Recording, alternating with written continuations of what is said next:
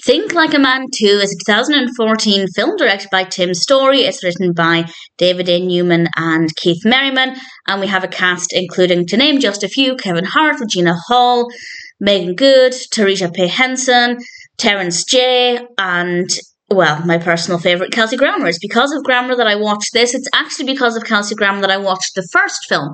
He's not in the first film. He's barely in the sequel. And I didn't love the first film, Think Like a Man.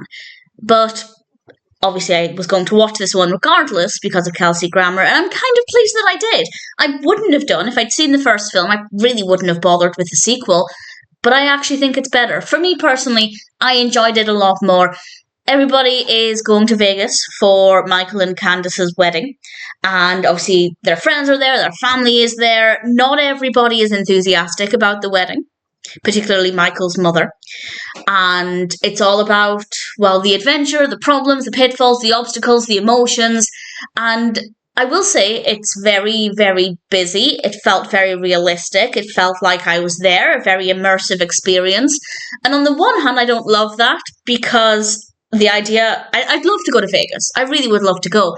But it seems very busy and chaotic and a bit of a sensory overload, and I don't love it. So there are times in the film when it felt like a little bit too chaotic for my personal taste. But in a way, that's a compliment to the film because it felt realistic. It felt atmospheric, and that worked really well.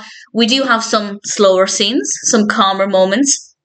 So I think the pacing in general was really good. Some things happen really quickly, and then a few things are a little bit slower, and I rather liked that. We have, obviously the main focus is on the wedding, but we have other characters' problems with their relationships and other aspects of their life, and there's plenty going on, and I feel like it was better handled than the first film.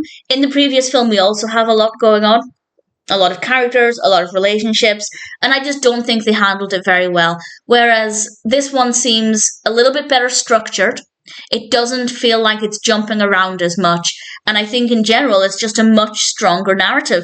The characters are likeable. I feel like I don't like them significantly more than I did in the first film, but I feel like I was able to connect with them a bit more, and I think that's because the structure of the film does allow us the time to spend with them on a more emotional level. We get quiet times with certain characters or couples. We get to spend more time with them. And I like that a lot more. So honestly, I thought it was pretty good. As I said, Kelsey Grammer wasn't in it a tremendous amount, but that's okay. I liked it nevertheless, and I honestly wasn't expecting to based on my experience with the first film. But if you've seen the first film and perhaps you didn't like it, but you like the cast, that was definitely the case for me.